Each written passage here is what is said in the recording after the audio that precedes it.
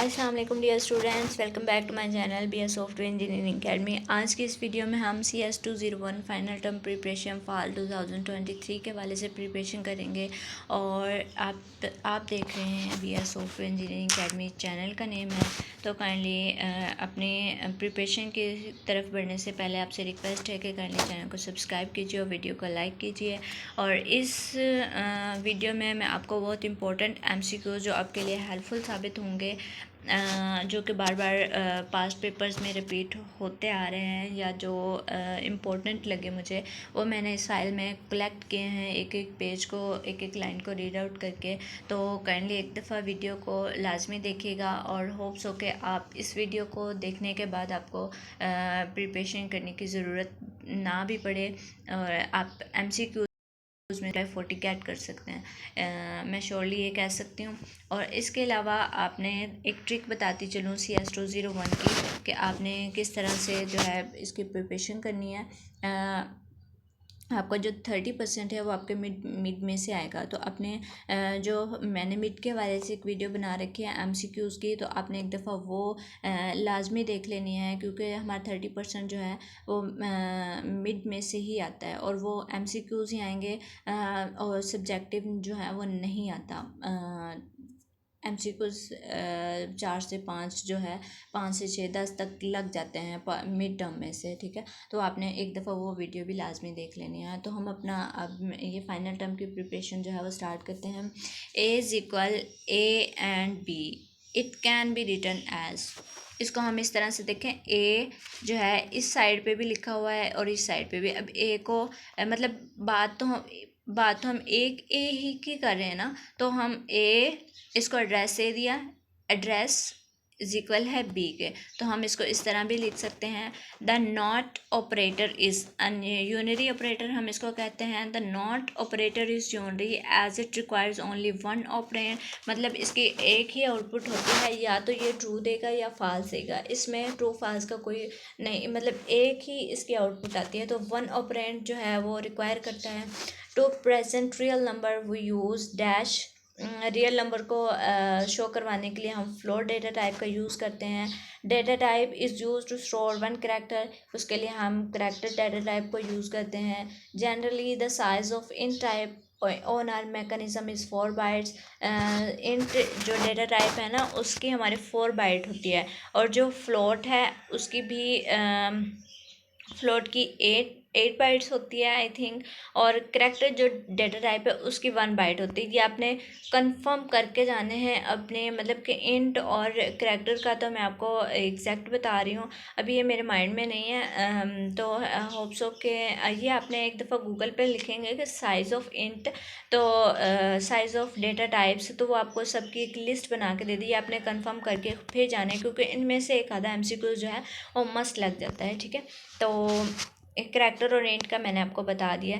Use to get reminder बहुत important है। Modulus operator का हम यूज़ करते हैं, ये हमें रिमाइंडर जो है वो देता है। फॉर एग्जांपल हमारे पास 5 है, तो हम उसको 2 पे डिवाइड करते हैं, 2 2 आर 4, और जो 1 है, तो अब जब हम मॉडुलस ऑपरेटर का यूज़ करेंगे तो 1 हमें देन रिमाइंडर दिया जाएगा, ठीक है। अदरवाइज़ वो वहाँ पे उसकी डिवीजन जो है वो ख़त्म हो जाती है और उसका रिमाइंडर भी नहीं दिया। तो इस रिमाइंडर को गेट करने के लिए हम किसका यूज़ करते हैं, मॉडुलस ऑपरेटर का। Logical operators are used compare two values, तो द वैल्यूज़ को कंपेयर करने के लिए हम लॉजिकल ऑपरेटर्स का यूज़ करते हैं।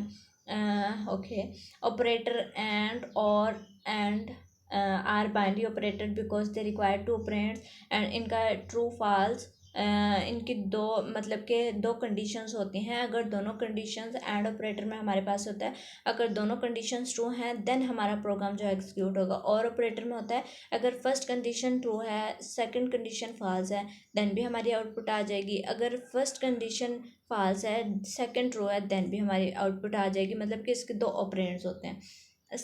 Statement is used if where वही डिसीजन आर रिक्वायर्ड, डिसीजन करने के लिए हमें इफ़ स्टेटमेंट का यूज़ करना पड़ता है, अपने माइंड में रखना है।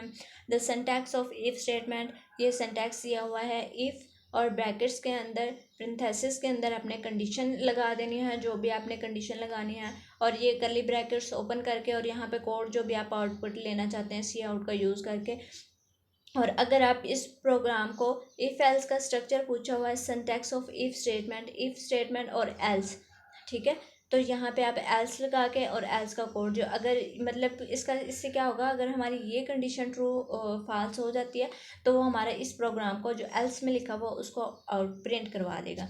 For complex conditions we use logical connectives like complex conditions होते हैं, हम लॉजिकल कनेक्टिव्स का यूज़ करते हैं एड्रेस एंड ऑपरेटर और operator. The statement of do while code block execute at least one do while एक दफ़ा ज़रूर एग्जीक्यूट होता है, चाहे कंडीशन ट्रू हो या फॉल्स हो।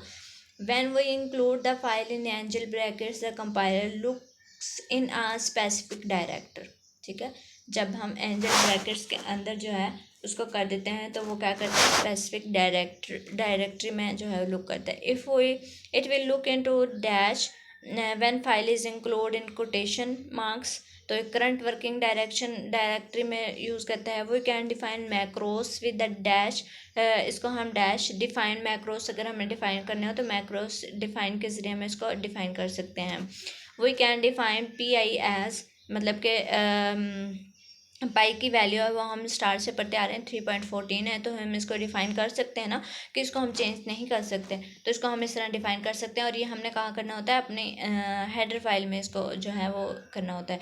If we put the semicolon with the hash include और define it will result a syntax error, अगर हम इंक्लूड के साथ इनके लास्ट पे सेमीकोलन का यूज़ कर लेंगे तो हमें सिंटैक्स एरर का जो है दिखाएगा।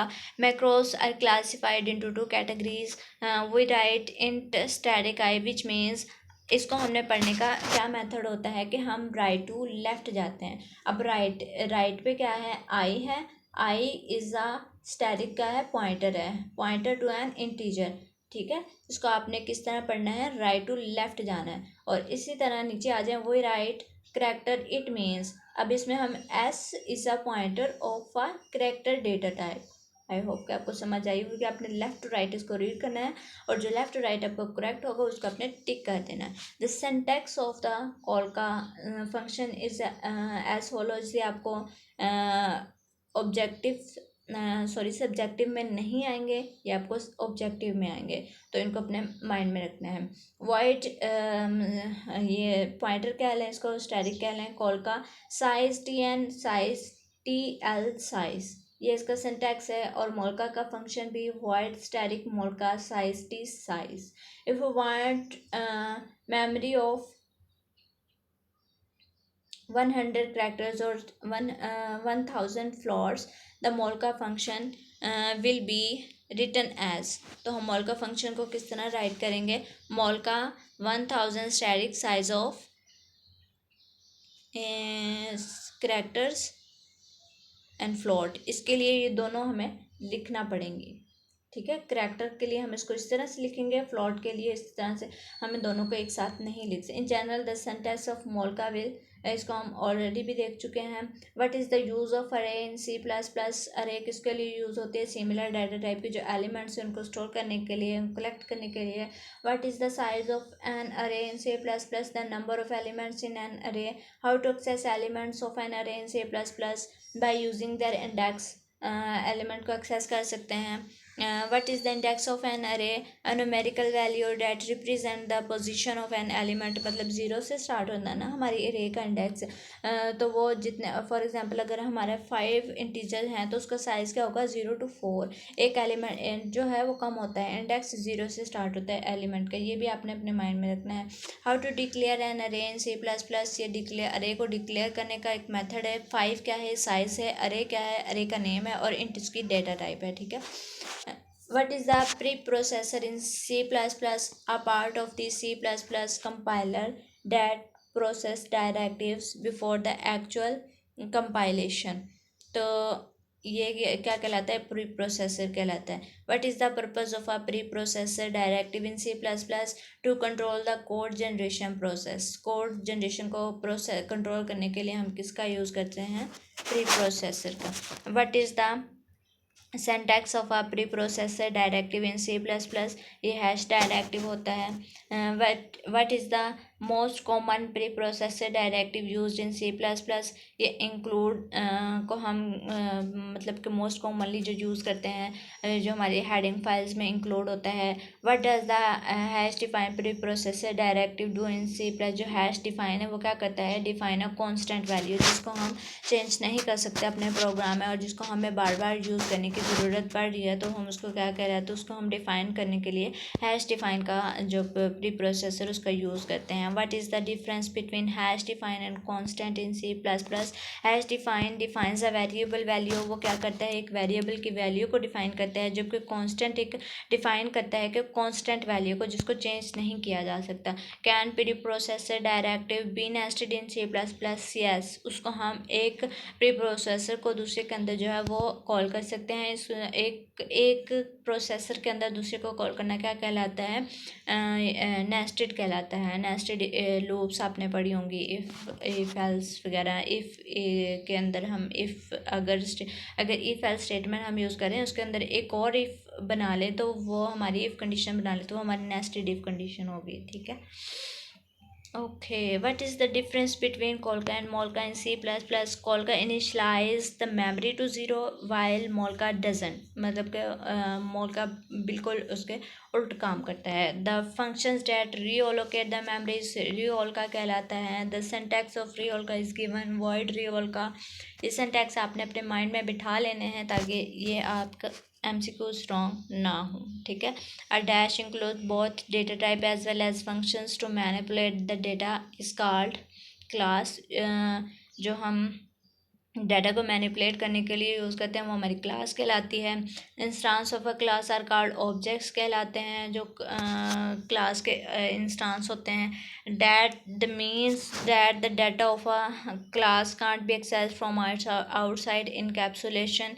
इस इनकैप्सुलेशन की एक वीडियो भी जो है मेरे चैनल पर मैंने अपलोड की हुई है, वो भी आप देख सकते हैं इनकैप्सुलेशन के कॉन्सेप्ट को क्लियर करने के लिए। और होप सो कि आपका कॉन्सेप्ट जो है उससे क्लियर होगा। और इनकैप्सुलेशन के क्वेश्चन जो हैं वो आ भी जाते हैं, इसमें कॉन्सेप्ट आपको इतना क्लियरली नहीं बताए हुए, लेकिन मैंने उसको बहुत ईजी वे में डिफ़ाइन करके आप वो एक वीडियो जो है एक दफ़ा वो उस वीडियो को लाजमी देखिएगा। अगर कोई मतलब इनकैप्सुलेशन, इनहेरिटेंस, इस तरह के लॉन्ग क्वेश्चन आपको आ जाते हैं तो आपने एक दफ़ा उसको लाजमी देख लेना है। उसमें चंद एक चीज़ें हैं, मेन पॉइंट हैं जो आपको बताए हुए हैं। ठीक है, if are data is that it will be available only to functions of the class. Private members होते हैं जिनको मेंबर फंक्शंस के अंदर ही वो ओनली अवेलेबल होते हैं। Dash is a special function. Constructor जो है वो स्पेशल टाइप का फंक्शन है। That dash the dash are use to initialise the data members of an object. Constructors जो हैं वो डाटा मेंबर्स के ऑब्जेक्ट्स को डिफाइन करने के लिए, इनिशलाइज करने के लिए हम यूज़ करते हैं। A dash a class is a user defined data type, it doesn't take place in space in memory unless we create an object from. जब तक हम उसका ऑब्जेक्ट क्रिएट नहीं करेंगे तब तक वो मेमोरी में जो है जगह नहीं लेगा। When we subtract two complex numbers it always return a complex number. जब हम दो कॉम्प्लेक्स नंबर्स को सब्ट्रैक्ट करते हैं तो वो हमेशा हमें कॉम्प्लेक्स नंबर ही रिटर्न करता है। ठीक है, if you want to overload the minus equal operator, minus और equal, it is necessary to define it. पहले इसको हमें डिफाइन करना पड़ेगा अपनी हेडर फाइल में, दैन हम इसको ओवरलोड ऑपरेटर में हम इसको माइनस कर सकते हैं। और ये थे MCQs जो आपके लिए फाइंड आउट किए और होप्स हो कि आपके लिए बेनिफिशियल साबित होंगे और आपके कॉन्सेप्ट भी कुछ क्लियर हुए होंगे। अगर कहीं पे भी कोई कन्फ्यूजन है तो मिलते हैं अपने नेक्स्ट वीडियो में। Thank you so much for watching my video. अल्लाह हाफिज़।